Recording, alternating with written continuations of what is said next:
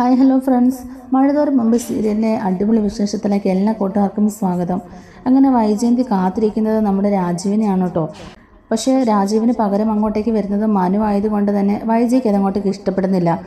കാരണം രാജീവ് അങ്ങോട്ടേക്ക് വന്നാലല്ലേ ബാലചന്ദ്രനോടും അതുപോലെ തന്നെ അലീനയോടും ഒക്കെ വഴക്കിടാനുള്ള ഒരു ആളായിട്ട് കൂടെ നിൽക്കുകയുള്ളൂ.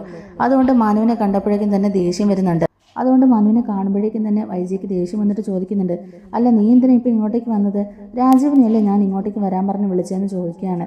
അപ്പം മനു പറയുന്നുണ്ട്, ഞാൻ കൊച്ചച്ഛൻ്റെ അനുവാദത്തോടു കൂടി തന്നെ ഇങ്ങോട്ടേക്ക് വന്നത്, ഒരു കോംപ്രമൈസ് ചർച്ചയ്ക്ക് വേണ്ടിയിട്ടാണ് വന്നതെന്നൊക്കെ പറയുമ്പോഴേക്കും ഇനി ഈ കാര്യത്തിൽ ഒരു കോംപ്രമൈസും നടക്കില്ല മനു, അവളെ ഇവിടെ നിന്ന് ഇറക്കി വിട്ടേ പറ്റുള്ളൂ, അവൾ ഇനി ഈ വീട്ടിൽ വേണ്ട, അവളെ ഈ വീട്ടിൽ നിന്ന് ഇറക്കി വിട്ടേ പറ്റുള്ളൂ എന്നൊരൊറ്റ ഓപ്ഷൻ മാത്രമേ ഉള്ളൂ എന്നൊക്കെ പറഞ്ഞുകൊണ്ട് ദേഷ്യപ്പെട്ട് വൈജയന്തി അകത്തോട്ട് കയറി പോകുന്നുണ്ട്.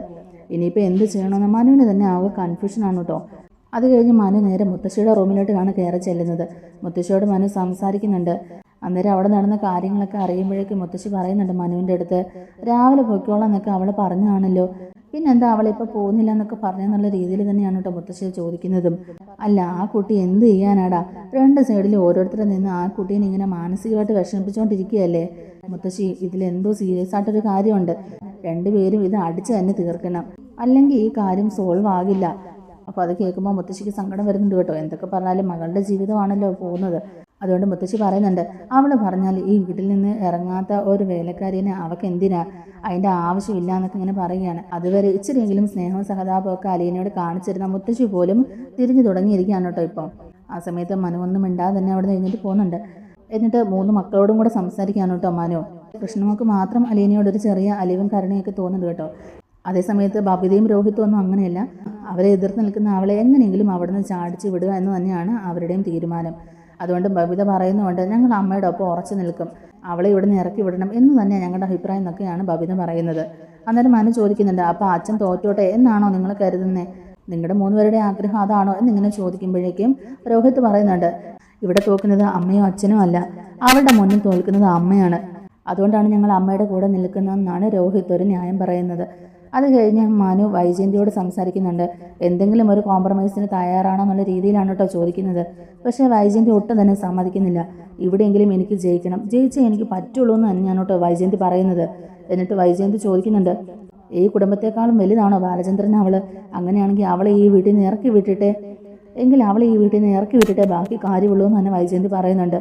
ഇതെല്ലാം കേട്ട് കഴിയുമ്പോഴേക്കും മനു വൈജയന്തി ഒന്ന് ആശ്വസിപ്പിക്കാനൊക്കെ ശ്രമിക്കുന്നുണ്ടെങ്കിലും വൈജയന്തി ഒരു തരത്തിലും അടുക്കുന്നില്ല എന്ന് മാത്രമല്ല, ബാലചന്ദ്രൻ അല്ല ഇവിടെ കാര്യങ്ങളൊക്കെ തീരുമാനിക്കുന്നത്, ബാലചന്ദ്രൻ മാത്രം അങ്ങനെ കാര്യങ്ങളൊക്കെ തീരുമാനിച്ചാൽ അതൊന്നും ഇവിടെ നടക്കാനും പോകുന്നില്ല എന്നുള്ള രീതിയിൽ തന്നെ പറയുകയാണ് കേട്ടോ.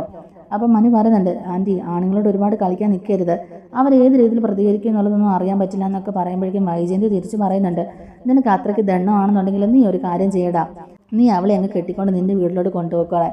അന്നേരം മനു അവിടെ തക്കതായൊരു മറുപടിയും കൊടുക്കുന്നുണ്ട്, അവളെ കിട്ടിയിട്ടുണ്ടെങ്കിൽ ഇങ്ങോട്ടേക്ക് കൊണ്ടുവരികയില്ല, എനിക്കൊരു വീടുണ്ട്, ആ വീട്ടിലോട്ടേ ഞാൻ അവളെ കൊണ്ടുപോകുള്ളൂ എന്ന് പറയുന്നുണ്ട് കേട്ടോ.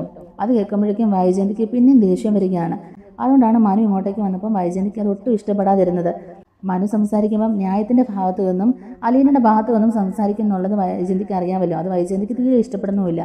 എന്തായാലും മനു താഴെ എല്ലാവരോടും സംസാരിച്ചിട്ട് ഒരു രക്ഷയില്ലാന്ന് കണ്ടപ്പോഴേക്കും ബാലചന്ദ്രനോട് സംസാരിക്കാനായിട്ട് കയറി വരികയാണ്.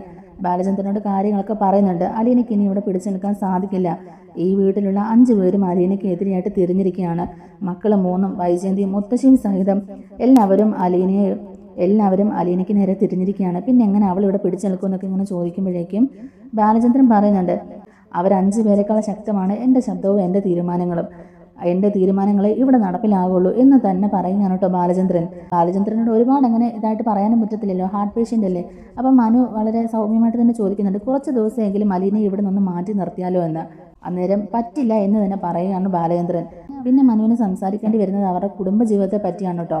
ഇനിയും അലീന ഇവിടെ നിന്നിട്ടുണ്ടെങ്കിൽ കുടുംബജീവിതം തകരും, അതുകൊണ്ട് നിങ്ങൾ ആ രീതിയിലൊന്നും ചിന്തിക്കരുതെന്നൊക്കെ ഇങ്ങനെ പറയുമ്പോഴേക്കും ബാലചന്ദ്രൻ പറയുന്നുണ്ട്, മോനെ മനു, നീ എന്നെ ഉപദേശിക്കാറായിട്ടില്ല, എൻ്റെ തീരുമാനം ഞാൻ അറിയിച്ചു കഴിഞ്ഞു, ഇവിടുന്ന് അവളെ പറഞ്ഞുവിടാൻ ഞാൻ ഉദ്ദേശിച്ചിട്ടില്ല എന്ന് തന്നെ പറയുകയാണ് ബാലചന്ദ്രൻ. അപ്പോൾ മനു അവസാനം ചോദിക്കുന്നുണ്ട് ഇത് തങ്ങളുടെ അവസാന തീരുമാനമാണോ എന്നൊക്കെ. അപ്പോൾ ബാലചന്ദ്രൻ പറയുന്നുണ്ട് ഞാൻ ഒരു ദിവസം ഒരു 50 തവണയെങ്കിലും ആലോചിക്കാറുണ്ട്, ആത്മഹത്യയാണോ അതോ ഇതിനെയൊക്കെ വെടിവെച്ച് കൊല്ലണോ എന്നൊക്കെ ഇങ്ങനെ ആലോചിക്കാറുണ്ടെന്ന് പറയുന്നുണ്ട്. അങ്ങനെ ഒന്നും ചെയ്യാതിരിക്കാൻ കാരണം അലീന മാത്രമാണ്. അലീന ഇവിടെ ഉള്ളതുകൊണ്ട് മാത്രമാണ് ഞാൻ ഈ രീതിയിലെങ്കിലും ഇവിടെ പിടിച്ചു നിൽക്കുന്നതെന്നൊക്കെ പറയുകയാണ് ബാലചന്ദ്രൻ. ഇതൊക്കെ കേൾക്കുമ്പോഴേക്കും തന്നെ ഇതിൻ്റെയൊക്കെ ഉൾത്തട്ടിൽ എന്തോ ഒരു വലിയ കാര്യമുണ്ടെന്നുള്ളത് മനുവിന് മനസ്സിലാവുന്നുണ്ട്. പക്ഷേ എന്താണ് സംഭവം എന്നുള്ളത് ഇവരാരും തുറന്നു പറയാതെ മനുവിനെ അറിയാനും പറ്റുന്നില്ലല്ലോ. അതിനുശേഷം മനു അലീനയോടും സംസാരിക്കാൻ വരികയാണ് കേട്ടോ. അപ്പോൾ അലീന പറയുന്നത് എനിക്ക് ഇവിടുന്ന് പോകാൻ പറ്റില്ല, എനിക്ക് ഇവിടുന്ന് പോകാൻ സാധിക്കില്ല എന്ന് തന്നെ പറയുകയാണ്. അങ്ങനെ എല്ലാവരോടും സംസാരിച്ചിട്ടും ഒന്നും തന്നെ നടക്കാതെ വന്നപ്പോഴേക്കും അറ്റ കൈക്ക് ഒരു തീരുമാനം എടുക്കുകയാണ് കേട്ടോ നമ്മുടെ വൈജയന്തി. അലീനയെ എങ്ങനെയെങ്കിലും ഇവിടുന്ന് വലിച്ചിറക്കി വീടിന് പുറത്താക്കാൻ തന്നെ തീരുമാനിക്കുകയാണ് വൈജയന്തി. അതിനെ ഹരിയെയും ബബിതയും ഒക്കെ വിളിച്ചുകൊണ്ട് അങ്ങനെ ഹരിയും ബബിതയും വൈജയന്തിയൊക്കെ കൂടിയിട്ട് അലീനയെ പിടിച്ച് വലിച്ച് പുറത്തേക്ക് കൊണ്ടുപോയി തള്ളുന്നുണ്ട്. കൃഷ്ണമോൾക്ക് ആണെങ്കിൽ നിസ്സഹായ അവസ്ഥയുമാണ്, ഒന്നും തന്നെ ചെയ്യാൻ പറ്റാത്ത അവസ്ഥയാണ്. അത് സങ്കടപ്പെട്ട് മാറി നിൽക്കുകയാണ്. ഏതായാലും നാട്ടുകാരും വീട്ടുകാരും സകല മനുഷ്യരും ഇതൊക്കെ കാണുന്നുണ്ടായിരുന്നു. അലീനയെ ഗേറ്റിന് പുറത്തേക്ക് കൊണ്ടുവന്നിട്ട് റോഡിലേക്ക് പിടിച്ച് തള്ളുകയാണ് കേട്ടോ വൈജയന്തിയൊക്കെ. അലീനയുടെ ബാഗും ആ വിക്ഷോപ്പറും എല്ലാം കൂടി എടുത്തിട്ട് അവർ റോഡിലിട്ട് വലിച്ചെറിയുകയാണ്. അങ്ങനെ വലിയ മഴക്കുള്ളൊരു കോളൊക്കെ ഉണ്ട് കേട്ടോ. ആകെപ്പാടെ സങ്കടപ്പെട്ടിങ്ങനെ അങ്ങനെ എഴുന്നേറ്റ് സങ്കടപ്പെട്ട് വീട്ടിലോട്ട് ഇങ്ങനെ നോക്കി നിൽക്കുന്ന അലീനയാണ് കേട്ടോ കാണിക്കുന്നത്. ഇനി അങ്ങോട്ടേക്ക് ബാലചന്ദ്രൻ അലീനയുടെ കാര്യത്തിൽ എടുക്കാൻ പോകുന്ന തീരുമാനം അറിഞ്ഞിട്ടായിരിക്കണം ഇനി ബാക്കിയുള്ള കാര്യങ്ങളൊക്കെ തീരുമാനിക്കുന്നത്. ഉറപ്പായിട്ടും എന്തെങ്കിലുമൊക്കെ സംഭവിക്കും. ഒന്നുകിൽ എല്ലാവരുടെ മുമ്പിൽ ബാലചന്ദ്രൻ ആ സത്യങ്ങളൊക്കെ വിളിച്ചു പറയും. അധികം വൈകാതെ തന്നെ വൈജയന്തിയെ മുൾമുനയിൽ നിർത്താൻ ബാലചന്ദ്രൻ നോക്കും.